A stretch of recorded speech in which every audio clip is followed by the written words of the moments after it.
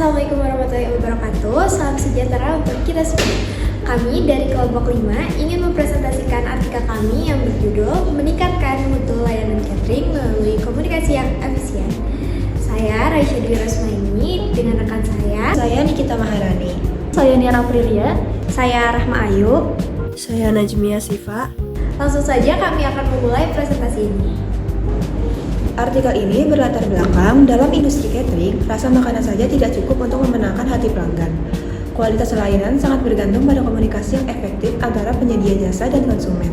Komunikasi yang baik dapat memperlancar pemerataan, memastikan kesesuaian layanan dengan harapan pelanggan, serta mengurangi potensi kesalahpahaman. Di era digital, komunikasi juga memanfaatkan berbagai platform seperti aplikasi pemesanan online dan media sosial, sehingga pelayan menjadi lebih cepat dan responsif. Hal ini menjadi landasan penting dalam upaya meningkatkan mutu layanan catering di tengah persaingan yang semakin ketat.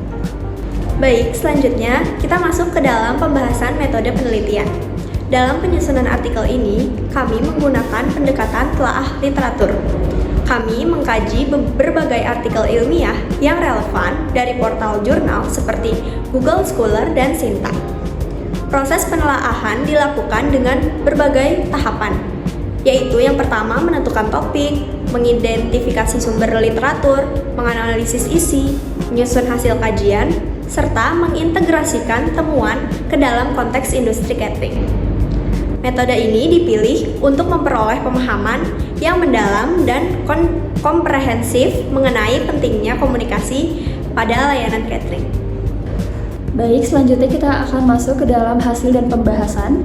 Yang pertama itu ada komunikasi sebagai implementasi kebijakan.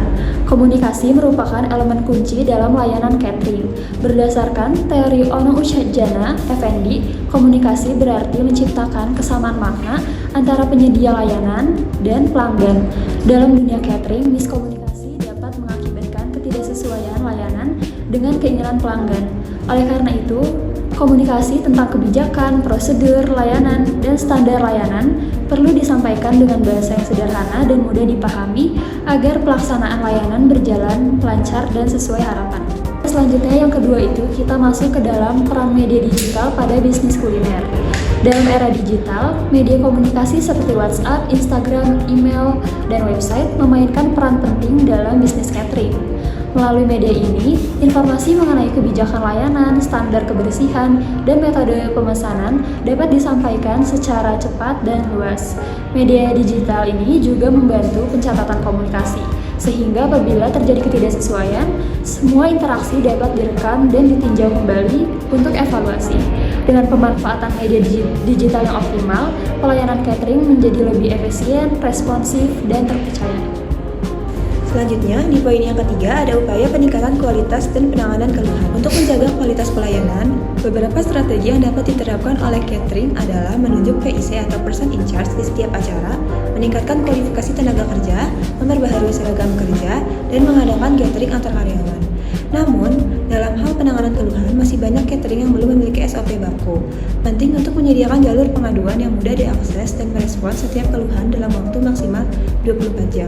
Selain itu, evaluasi berkala terhadap keluhan juga perlu dilakukan untuk meningkatkan mutu layanan secara terus-menerus, menjaga kepuasan pelanggan, dan membangun loyalitas konsumen.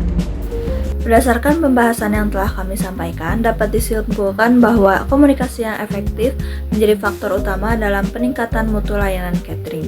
Pemanfaatan media digital tidak hanya mempercepat proses layanan, tetapi juga mendukung pencatatan dan evaluasi secara lebih efisien. Selain itu, peningkatan kualitas sumber daya manusia serta penerapan prosedur standar penanganan keluhan juga menjadi hal penting untuk menjaga kepercayaan pelanggan. Dengan strategi ini, diharapkan layanan catering dapat menjadi lebih profesional dan berdaya saing tinggi. Demikian presentasi dari kelompok kami. Terima kasih atas perhatian dan waktunya. Kami mohon maaf apabila terdapat kesalahan dalam penyampaian. Wassalamualaikum warahmatullahi wabarakatuh.